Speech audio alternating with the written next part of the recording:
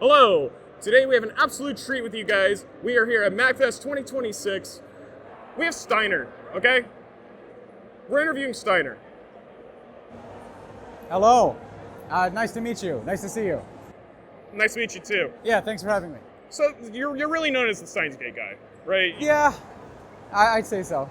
You translated Steins Gate. How long ago was that?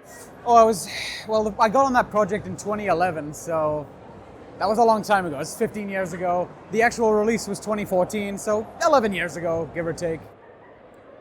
So what really got you into translating?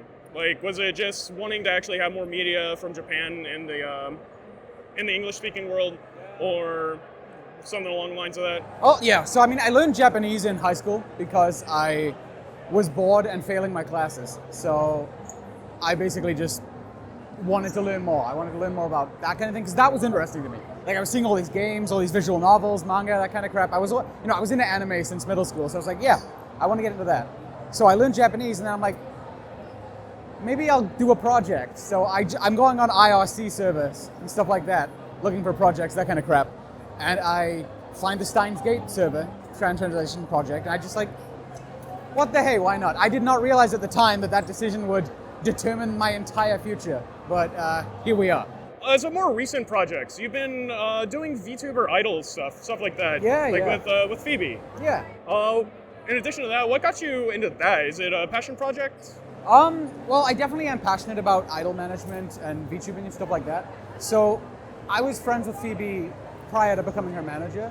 I knew her since around 2019, 2018. I met her at a convention when I was in the United States, Anime Expo.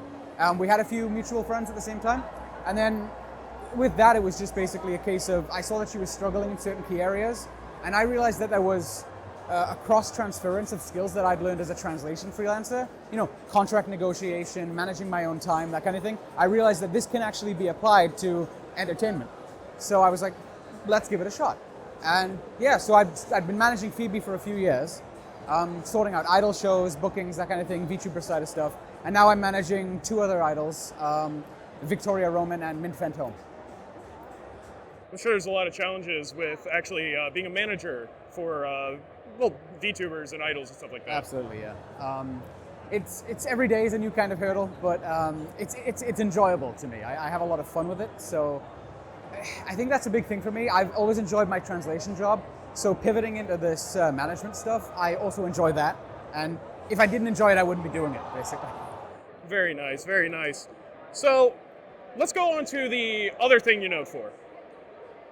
You recently just finished up the translation for the longest script in video game history, we think. Yeah. That is Rance X. What were some of the hurdles you had when you were actually translating that? So the big thing about Rance X is it's a massive game. It has massive amount of variables. It has characters from the series' 35-year history. Basically, I guess the largest issue I would say that I had translating that was maintaining consistency in character voice.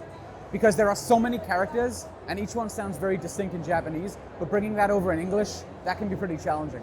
So in terms of that, just the vast amount of characters that I have to keep track of was astronomical for that game. There's hundreds upon hundreds of characters, and that's just the playable ones. So yeah, yeah, it was a lot.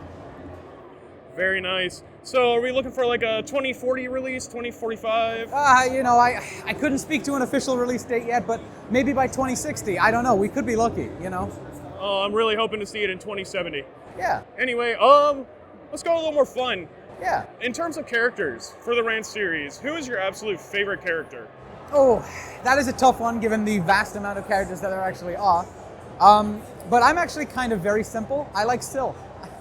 I like Syl a lot. I think she's a very good character, very fun. She's, in a lot of ways, she does end up being more of a driving force than an active participant herself in a lot of the plots. Yeah. But she has her moments where she really shines.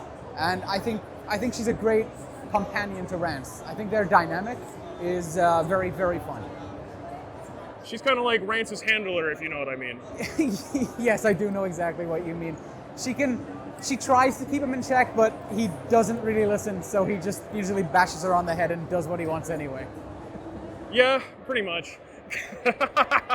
if there was one series you could actually get translated, were given the full reins to it, what would it be? Oh, so this is again another tricky one. There's a lot of media out there I'd love to work on.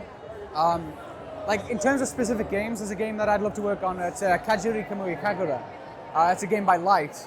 So they did Dies Irae, which was another game that I translated. And that's sort of a follow-up, same universe type game. But unfortunately, before we had the chance to work on that game, Light and its parent company, Greenwood, went completely financially insolvent. Like they just died. So there was no hope for that game. And that was a game that I really would have liked to have done. It has a lot of esoteric Buddhism in it, a lot of like very Far Eastern sort of religious concepts that would have been very challenging to translate, but I always relish a challenge, so that would have been a lot of fun. Speaking of challenges, what was your biggest challenge? Well, let me rephrase that. What game gave you the hardest time, like translating, or a piece of media? See, again, that's very difficult. I think that all of my projects in different ways give me different sort of types of challenge. So like if I'm working on a manga, for example, I have to keep my stuff concise because you can't have a large sentence fit in a bubble, right? Or if I'm working on a game that has tight text restrictions, or if I'm working on a game that has specific references that I may be lost on. When I worked on one of the Sword Art Online games, for example, I'd never played or like read any Sword Art Online stuff, so I binged the anime in advance of that. Like that was homework for me. I had to like watch the whole Sword Art Online anime to understand the game. And I'm glad that I did. But even then, mistakes came through not because I hadn't seen the series, but because there were contextual issues. Like because I only had the script, so I couldn't see if there was one monster or two, that kind of thing.